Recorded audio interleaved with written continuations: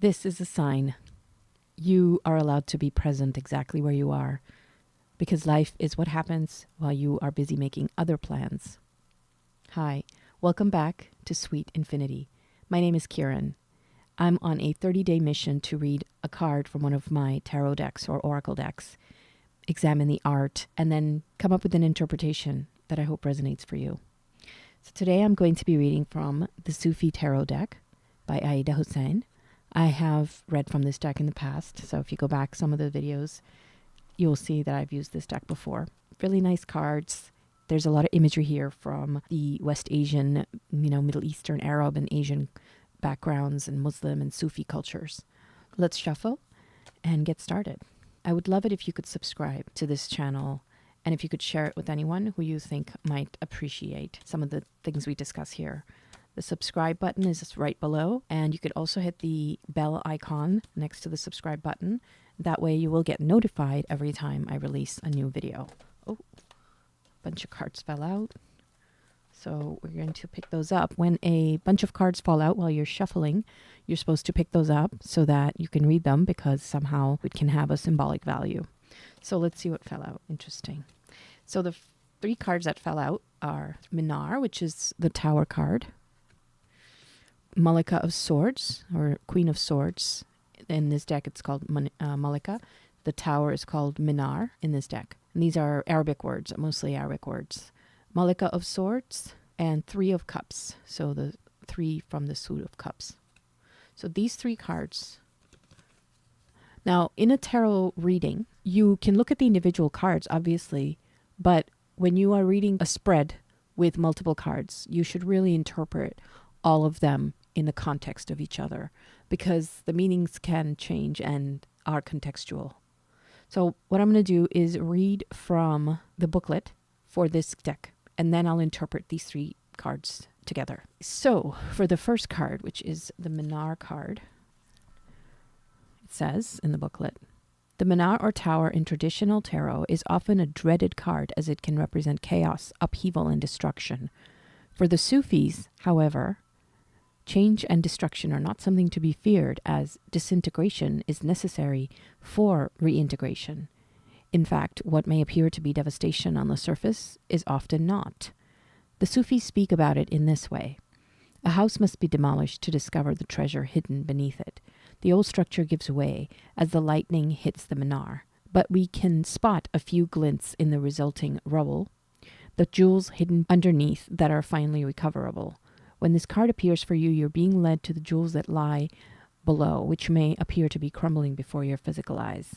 You are being asked to see the breaking of old structures with the eye of the heart. What destruction is necessary in your life before reconstruction?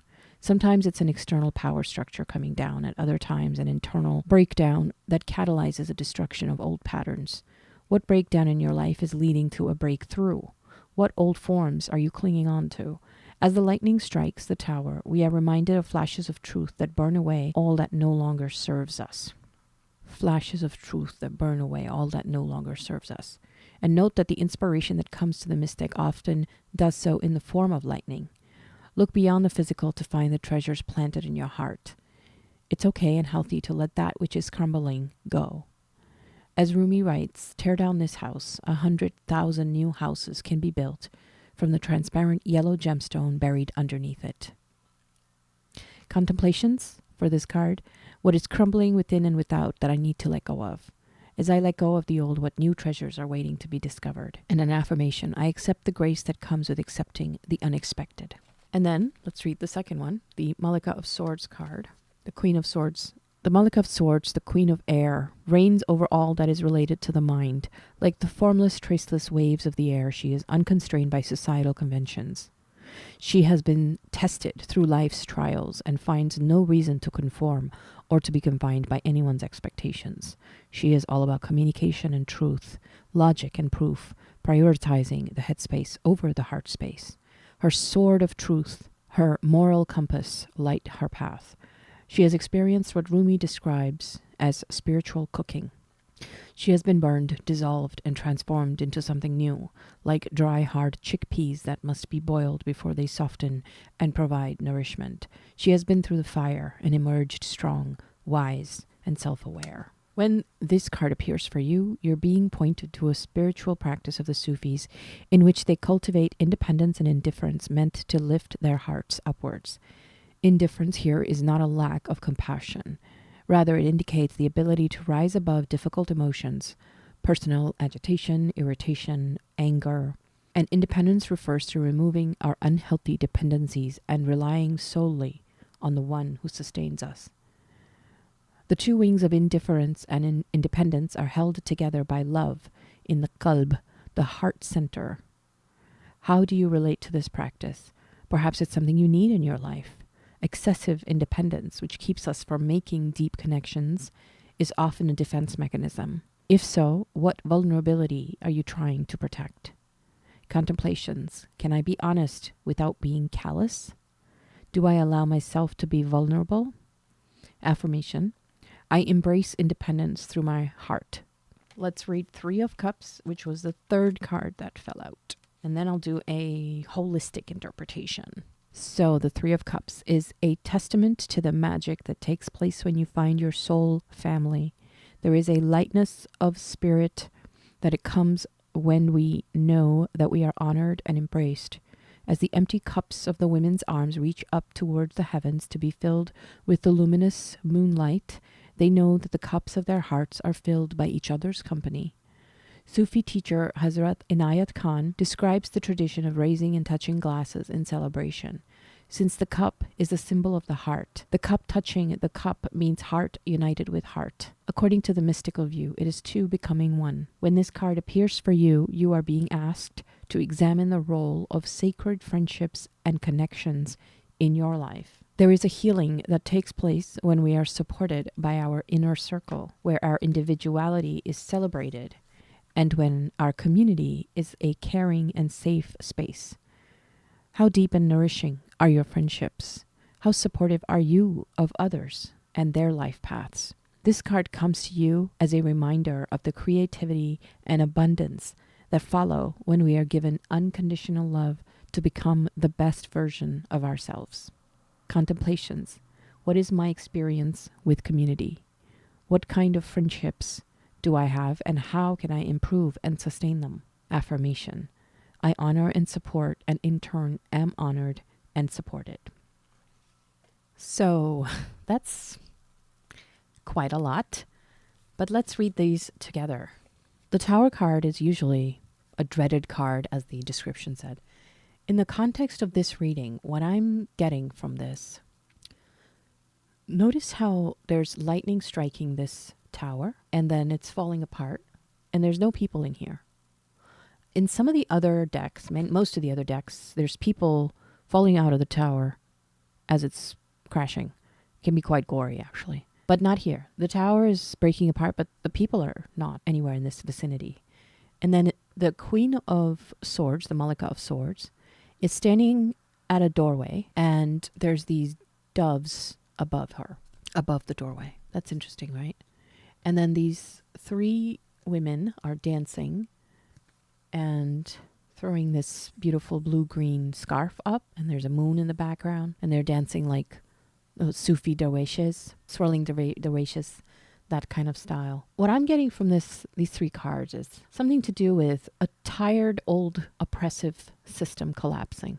There's no people here, so it's not about destruction of people. It's about the system that was oppressing, that was oppressive, that had outdated customs, that was done, that was no longer needed, ending. Underneath that, there's this whole structure of truth. It was only accessible after this system collapsed, or as it collapsed. The truth, the Malika of Truth, well, the Malika of Swords, which stands for truth and justice and cutting through the BS, that structure fell down, and then this doorway was visible. And now the only people who can go through this doorway are people who are willing to face the truth. Okay? Because that's what she is. She is like a guardian of this doorway. She's holding a sword. This is somebody who you don't mess with. This is somebody who you don't lie to because she can see right through you. This person, this entity is guarding the truth, and she was in some way underneath this structure that had to break down. This structure was holding her down, was holding down truth. It was burying the truth. Once this structure fell down, the truth becomes apparent or accessible. And now you have to go through, and it's a choice. Do you face the truth or no? Because there's these doves here, and these doves usually symbolize peace.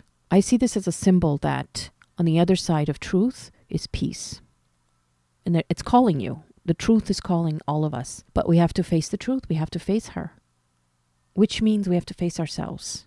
We have to face the truth in ourselves. And that truth that was being oppressed, that was being suppressed by this old system that was not working anymore. And it's an anti-human system. If you notice, there's no people. That system had to go. Now it's gone. And now we face the truth. And if you can get through that door, then you have this, which is the world of collaboration, friendship, love, community, celebration. This gets to be had by those who can face the truth. This is on the other side of that door. That's how I see these three cards. The old has to end, the old system. The outdated system has to end. The truth has to be faced. And then we get to party. We get to celebrate. We get to enjoy each other's company. We get to have friends and neighbors and comrades and family and love. I feel like that's the message of these three cards. I never noticed the door and how she's kind of guarding it before. I've looked through this deck before, but that just spoke to me this time. I feel like this is a sign of the times, if we might call it that. I feel like we have to kind of come to terms with the oppressive systems that we have allowed to exist. Our economic system, social, cultural systems that have allowed for a lot of people to be tied up in very unhealthy, anti-human ways. And that system is collapsing, and it must collapse. And it will collapse because that's just how it is. That's the cycles of life. And there is a next stage to it. You know, there's these underground tunnels that have been found under the pyramids in Giza, in Egypt. And they're trying to figure out what these tunnels are and what these structures are underneath. And maybe under this tower are these structures that can tell us the truth. That's what I'm getting. And if we can face the truth and walk through this door, we can get to a better world. So I hope this has been meaningful to you. And I know that we have it in us because you're here watching this. And if you're here watching this after all the other ones, all the other videos, I think you have it in you to get through this time, to face the truth, and to come out on the other side. I do believe there is a better world because I've lived in different places. I've traveled to different parts of the world. And what I see is that people are the same everywhere. People need family, friendships, love, companionship, safety, security, besides food, shelter, medicine, protection from the elements, water, these things, education. These are things everybody wants and needs because all humans, at the end of the day, have the same needs. If you go around the world and see different places, you study even, history and geography and all kinds of stuff, or you meet people where you are who are from different parts of the world and find out about their lives, look at pictures of where they're from and stuff like that, you just realize that people really are very similar. Of course, there are differences of opinions. There are differences of culture, language, religion, ethnicity, race, gender. But those are not differences that can't be overcome, that can't be incorporated as this beautiful tapestry of humanity. A mosaic, a patchwork quilt blanket. You have different aspects in it. That's how I see people. Each one is a universe. Every human life is a universe. And then you take that and you multiply it by thousands and millions of people around the world in different places. And it's really incredible, the rich, rich variety of humans and all of the amazing beauty and talents and skills and abilities and hopes and dreams. And it's really amazing. We are one human family. That's what I see. And that's what I get from this reading, that if we can let the old systems go, even those who seem to benefit from them are not benefiting from them because they've lost their humanity, because they too wish they could have this. But they can't seem to be able to get to the truth. You have to get through the truth. You have to face the truth. And that truth is that this was never real and that we are one human family. What we do to somebody else, we do to ourselves. Every religion teaches this. Every philosophy understands this. Do unto others as you would have done to you. The golden rule. That's the truth. I hope that this was meaningful for you. If so, please leave a like, a comment, subscribe, share, the usual.